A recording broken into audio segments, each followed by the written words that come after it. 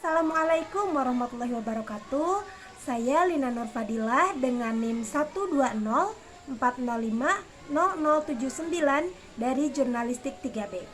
Video ini saya buat untuk memenuhi tugas mata kuliah Teori Komunikasi 1 yang diampu oleh Bapak Dr. Khairuddin MSI, yaitu mengenai 25 teori komunikasi. Berikut video selengkapnya.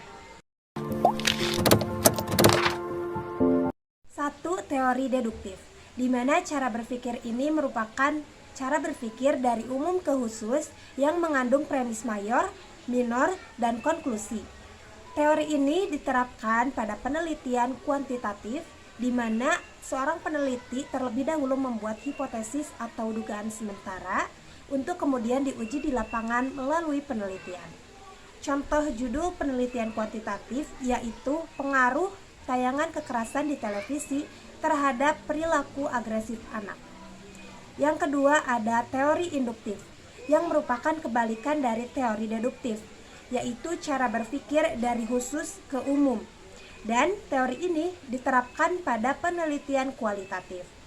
Contoh dari penelitian kualitatif yakni efektivitas media YouTube dalam menunjang pembelajaran. Yang ketiga adalah teori interaksi simbolik, yang menjelaskan bahwa seseorang akan berinteraksi atau bereaksi sesuai dengan simbol-simbol nonverbal yang ditunjukkan oleh lawan bicaranya. Sebagai contoh, seorang pemain voli akan bermain sesuai dengan simbol atau makna yang telah diberikan oleh setter mereka. Yang keempat yaitu teori manajemen makna terkoordinasi, yang menjelaskan bahwa setiap individu akan menciptakan makna satu sama lain dalam sebuah percakapan. Contohnya, apabila seseorang selalu memaksakan kehendak ketika dia berbicara atau bercakap-cakap dengan orang lain, maka akan menimbulkan makna di lawan bicaranya bahwa orang tersebut suka memaksa atau egois.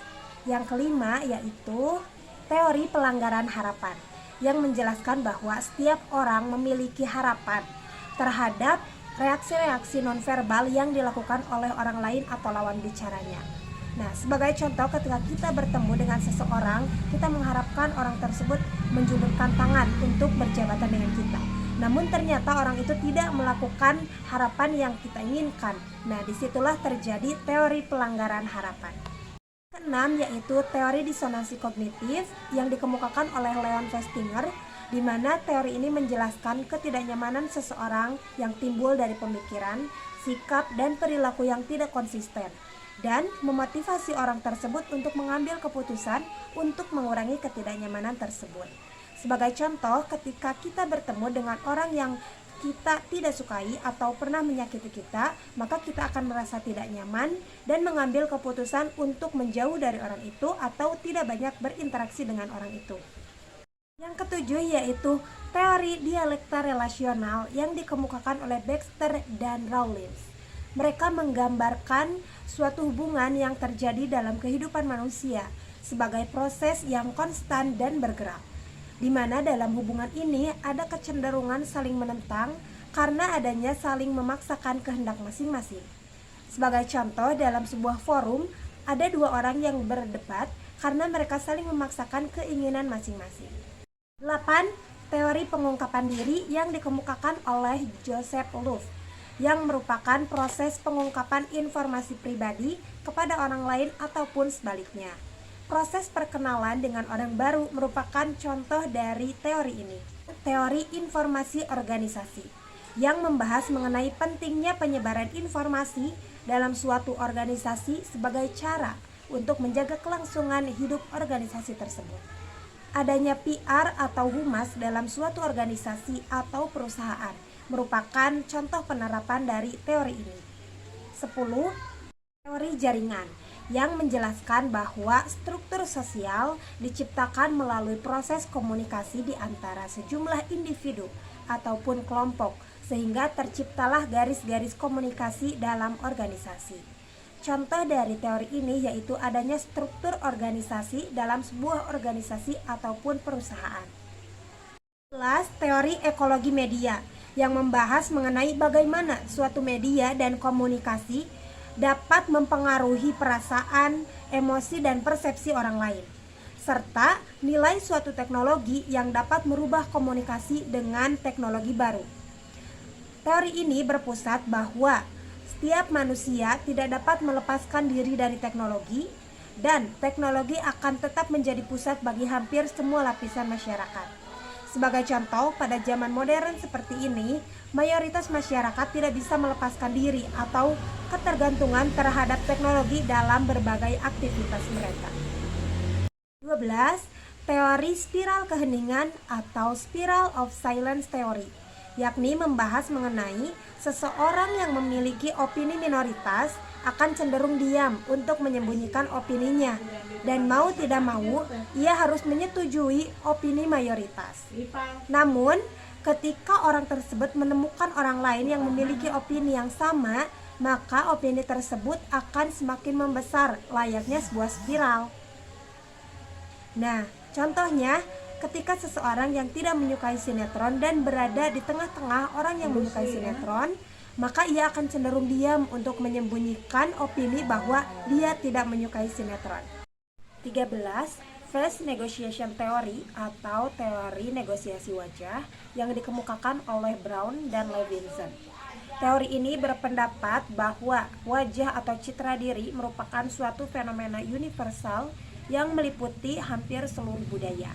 Sebagai contoh, ketika kita bertemu dengan orang yang berbeda budaya, maka kita akan bersikap lebih sopan, juga menjaga image untuk menghindari orang tersebut merasa sakit hati.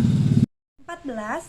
Teori manajemen ketidakpastian yang dikemukakan oleh William B. Goodikins yang mendefinisikan bagaimana manusia berkomunikasi secara efektif dengan keseimbangan kecemasan dan ketidakpastian dalam situasi sosial.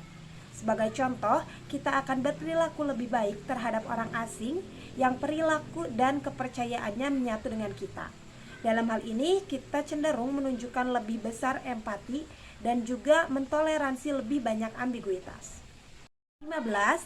Teori hambatan percakapan yang dikemukakan oleh Kim Min Sun. Ia mencoba menjelaskan bagaimana dan mengapa suatu strategi percakapan tertentu menimbulkan efek yang berbeda-beda pada berbagai budaya. Sebagai contoh, orang dalam budaya kolektivisme dan orang yang saling ketergantungan akan cenderung berorientasi pada pembicaraan yang membicarakan relasional atau hubungan dan perasaan orang lain. 16. Teori groupthink yang dikemukakan oleh West dan Turner, yang merupakan proses pengambilan keputusan dalam suatu kelompok yang sangat kohensif, di mana anggota-anggotanya lebih mengutamakan konsensus kelompok, sehingga kemampuan kritisnya tidak lagi efektif. Nah, sebagai contoh, dalam suatu UKM, mereka membiarkan ketuanya untuk mengambil keputusan dan juga membuat agenda kegiatan, sehingga anggota-anggotanya hanya mengikuti apa yang telah dibuat oleh pimpinannya tersebut. 17.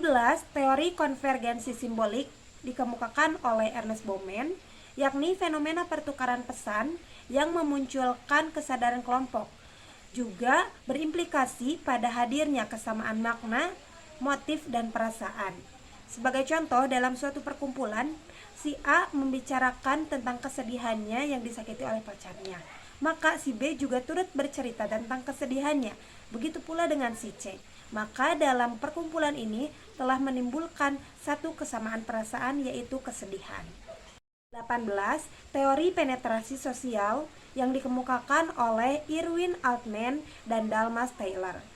Asumsi dasar teori ini yaitu mengukur sejauh mana kedekatan kita dengan orang lain, yang diibaratkan seperti lapisan-lapisan pada irisan bawang, yakni terdiri dari 3 lapisan. Yang pertama yaitu lapisan terluar, di mana di sini kita terbuka secara umum kepada siapapun. Yang kedua yaitu lapisan semi-private yang terbuka hanya pada orang-orang tertentu. Dan yang ketiga yaitu lapisan private, di mana lapisan ini tidak diketahui dan tidak dapat dijamah oleh orang lain, namun amat sangat berdampak pada diri seseorang. Nah, sebagai contoh, seseorang hanya akan bercurhat kepada orang-orang terdekatnya atau pada lapisan semi-private. 19.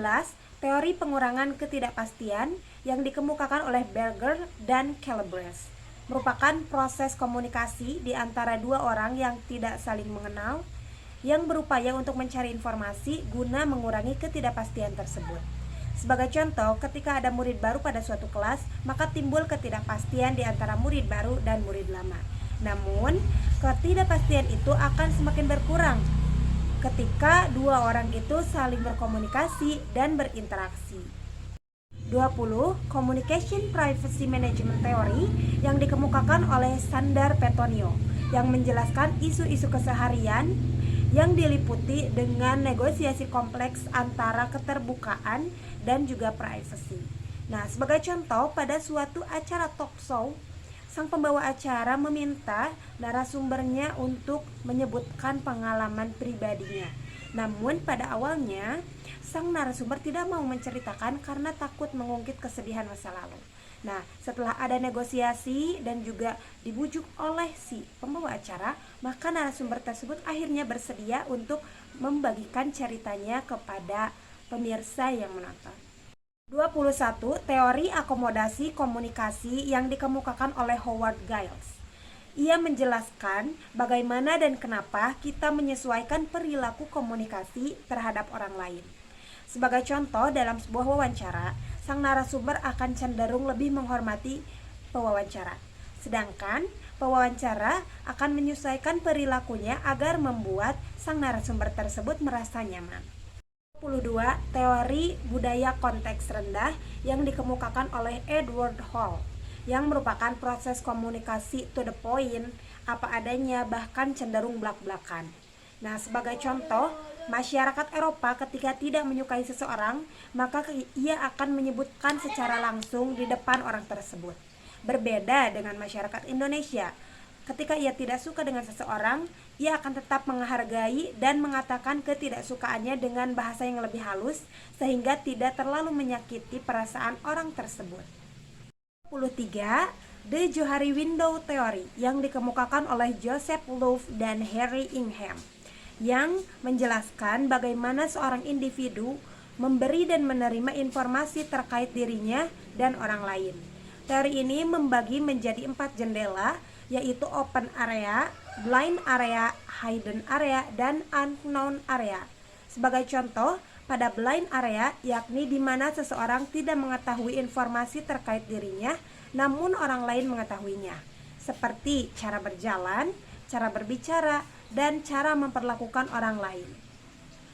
24. Teori pengolahan informasi yang menjelaskan bahwa pada awalnya suatu informasi akan disimpan terlebih dahulu pada sensory storage atau gudang indrawi, kemudian disimpan di short term memory atau memori jangka pendek, dan akan dilupakan atau dikodingkan kembali untuk disimpan di long term memory atau memori jangka panjang. Sebagai contohnya, ketika kita menerima suatu informasi, maka akan dengan cepat kita simpan di memori jangka pendek. Nah, apabila kita merasa bahwa informasi tersebut tidak penting, maka akan dilupakan. Sedangkan sebaliknya, ketika merasa informasi tersebut penting, maka akan disimpan di memori jangka panjang atau long term memory. 25. Teori penipuan antar individu yang dikemukakan oleh David Buller dan Jude Bergen atau dikenal dengan teori kebohongan yang menjelaskan bahwa seorang individu bisa saja melakukan kebohongan untuk tujuan-tujuan tertentu. Sebagai contoh, seseorang yang mengaku bahwa ia itu kaya demi agar bisa masuk ke kelompok atau geng yang dia inginkan. Demikianlah 25 teori komunikasi beserta contohnya. Semoga video ini bisa bermanfaat, khususnya bagi saya dan umumnya bagi semua yang menonton video ini. Terima kasih. Wassalamualaikum warahmatullahi wabarakatuh.